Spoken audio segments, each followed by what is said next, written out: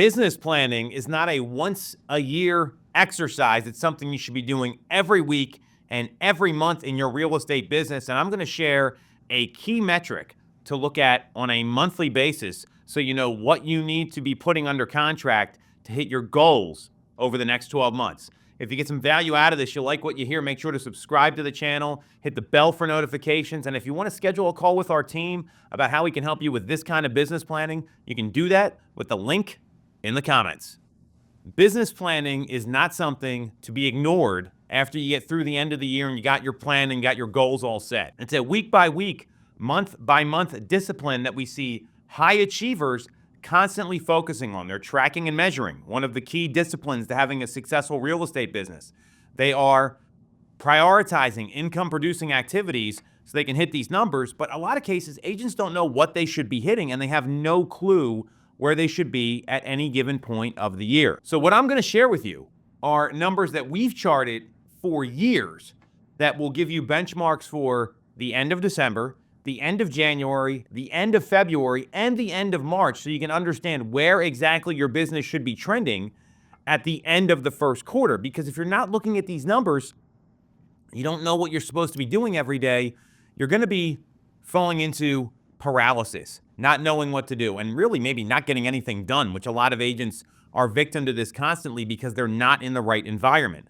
So these numbers here, I'm going to share this slide. Nick's going to put it up. Any year that happens in real estate, you're coming into the new year, you're coming into 2025 as an example with pending sales that will close this year that went under contract the previous year. That number, based on what we've charted, should be between 7 and 10% of what your goal is. So if the goal is to sell 30 homes a year, you want to make sure you have between 2 and 3 homes under contract. I would be planning this by units and also looking at your income, because income and units, sometimes you pop a big sale that skews everything. Awesome. The more volume you do, the more you're going to deviate towards the mean. So you're walking into the year with 2 to 3 sales with a goal of 30. More importantly, 7 to 10% of where you want to end up at the end of the year. In January, your pending and closed business should be 11.5 to 16.5% of the goal. You can do the math. And I'd be doing this by income and by units. So if your goal is to make $100,000 a year, you want to have between $11,500 to $16,500 booked and under contract.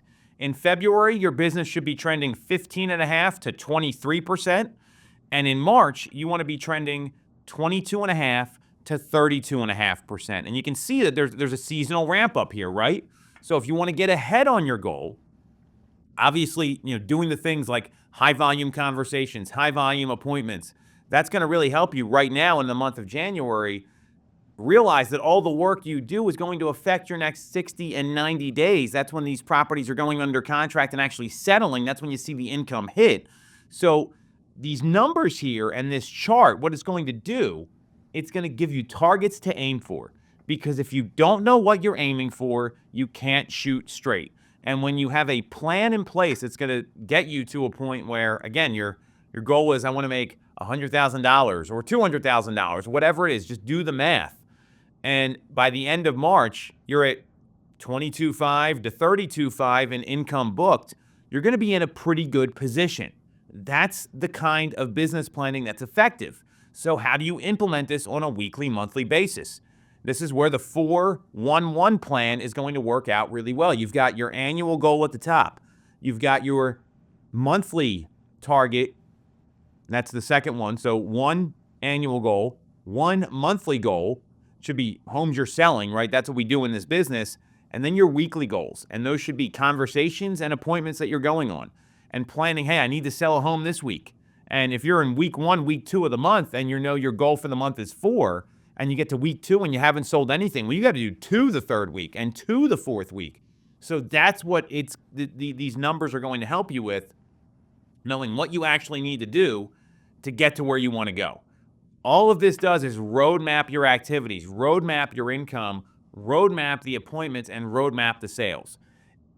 Most agents, they have no idea what they need to be doing on a monthly basis. Most agents have no clue what their goals should be. And when you chunk things down like we're doing here, that's where the magic happens, and that's where goals actually get hit. So I would encourage everyone here to look at your historical data, figure out what you need to be doing on a monthly basis. I gave you the numbers for our team and our organization. You should be doing the same, so that way you can understand where your business needs to go, because every market's going to have a different seasonal flow to it. I can't calculate that for you. That's something you've got to do. But if you're not doing it, you're just guessing. And when you're guessing, you're making decisions that aren't well informed, and they're not business decisions.